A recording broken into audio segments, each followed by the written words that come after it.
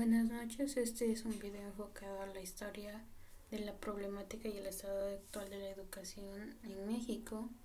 Vamos a empezar a hablar de las escuelas lancasterianas que dan inicio en 1822, en donde Lucas Alamán, quien era el primer ministro de Relaciones Interiores y Exteriores, empieza a impulsar esta parte de las escuelas. Estas escuelas tienen una creación, en esta es de la compañía lancasteriana, que fue por Joseph Lancaster, y quien nos visitó aquí en México para hacer esta parte de pasar sus conocimientos como maestro fue James Thompson.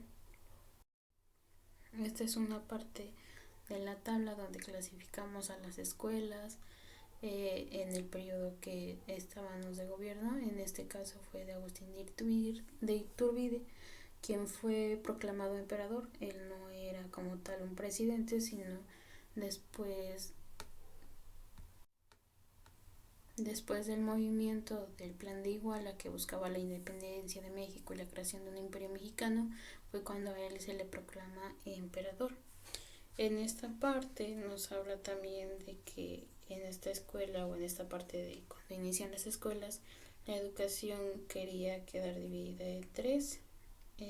También nos habla que en 1842 el gobierno mexicano da a la compañía lancasteriana la Dirección General de Instrucción Primaria, que quiere decir que en estados como en Zacatecas y Oaxaca la escuela se vuelve escuela normal lancasteriana y tiene diversas funciones. Entre ellas pues era que quien en ese momento enseñaba formaba a maestros que después ellos compartieran el conocimiento a los alumnos, y así se fueran formando nuevos niveles de educación. Para ello también nos menciona las lecturas que se hacen, dos congresos nacionales que se dan mucho después sobre la instrucción pública, uno en 1889 y el otro en 1891. De ahí nos habla en esta parte que durante todo el impulso que generó Gómez Farías se instauró la educación primaria como gratuita. Nos hablan que en 1823 hasta 1854 las materias van tomando diferentes formas. En algunas se mantiene la gramática, que era lo que se tenía que estudiar, el castellano, el latín, la geografía y la estadística. La estadística empieza a tomar varias formas, entre ellas pues ya empezamos a hablar de física general y particular, la metafísica, la lógica, y también nos empiezan a hablar sobre la retórica y la lengua francesa e inglesa.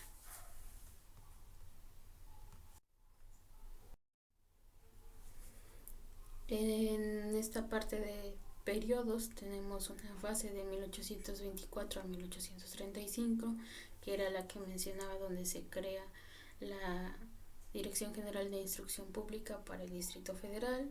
En este tenemos varios cambios de presidentes, entre algunos de ellos son interinos, pero los que quedan pues son Guadalupe Victoria, Pedro Vélez y Anastasio Bustamante, en ese periodo solamente. En este pues nos hablan que muchos de los ideólogos que había, tanto liberales como conservadores, empiezan a tener una preocupación en conjunto. En ella pues era de hablar sobre la importancia que la educación tenía. Algunos de ellos era José María Luis Mora y Lucas Alamán, que era quien ya se los mencioné. De ahí pasamos del 26 de octubre hasta lo de 1833, que también ya expliqué, pero una cosa que me falta un poquito hablar era en el conflicto federalista y centralista que se da en esos periodos, donde hubo una lucha constante entre las autoridades centralistas y los federalistas, donde resulta que empieza la abolición de la Constitución de 1824 y donde empieza a haber una inestabilidad política. De ahí pasamos al periodo de 1857 a 1880. En este vamos a abarcar sobre la Constitución de 1857 en la base del Estado moderno mexicano. Para ello hablamos de José Covarrubias, secretario de Justicia e Instrucción Pública, quien estaba a favor de la educación integral. Hablamos también de Manuel Robles Pezuela, que es un ministro de Fomento, y también de otra persona, Gabino Barreda, director de la Escuela Nacional Preparatoria. En este periodo hablamos de un periodo de varios años. En este pues tenemos al benemérito de las Américas como presidente, que es Benito Juárez. También pues una parte de la que nos habla en la ley de instrucción pública que se crea en la Escuela Nacional de la Preparatoria y que tienen un lema que es amor, orden y progreso, que se mantiene.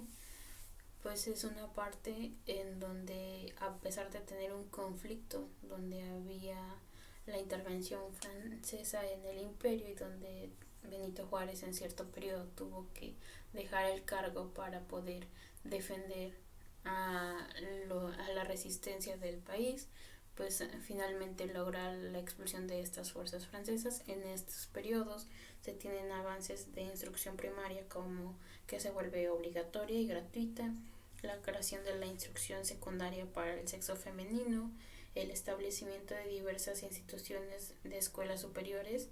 También nos habla de la que ya mencionamos, que es la fundación de la escuela preparatoria. Tenemos la fundación del Conservatorio Nacional de Música en 1866 y también tenemos el impulso de la educación indígena en 1871. Aparte de ello tenemos otras más que son la escuela para invidentes, las diversas instituciones que existen de la educación superior pero que va enfocada a la educación indígena.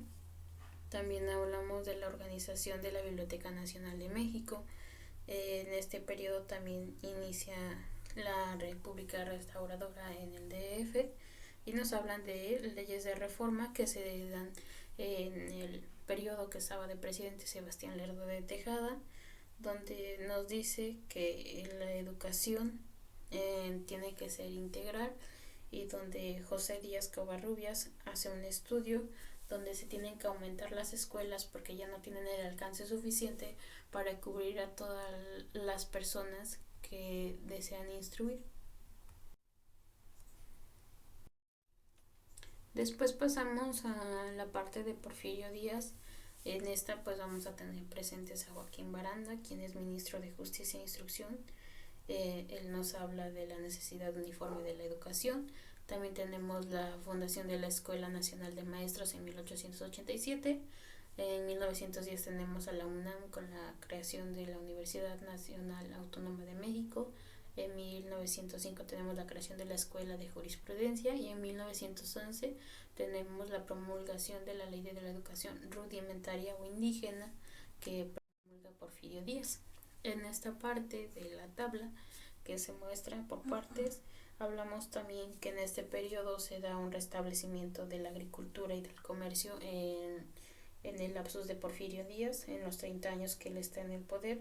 También hablamos de la creación del ferrocarril, la minería e industrias, también la mayor alfabetización del sur y del norte. Hablamos también de un concurso para la elaboración de textos que se empieza a hacer y se empieza a establecer que son 4 años de nivel primaria y de superior son 2 años y se empiezan a implementar asignaturas novedosas. En esta parte que se forma la Dirección General de Educación Primaria ya queda establecida, hablamos que se empieza a crear una inspección y un mejoramiento de la estructura para dar seguimiento a las escuelas. En ella nos hablan que en 1910 la dirección registrada tiene 20 inspectores de materias y generales, 16 especiales, 5 ayudantes, 2 superiores en médico, ya unos eran para arquitectos y otros para agricultores. También nos hablan de esta parte de que se pasa del régimen post-independiente al revolucionario, donde en los últimos años del siglo de 1880 a 1910 da como resultado una corriente el hecho de el surgimiento de hombres ilustrados. El positivismo también persistió como una filosofía al servicio del poder y conservar el orden para alcanzar el progreso.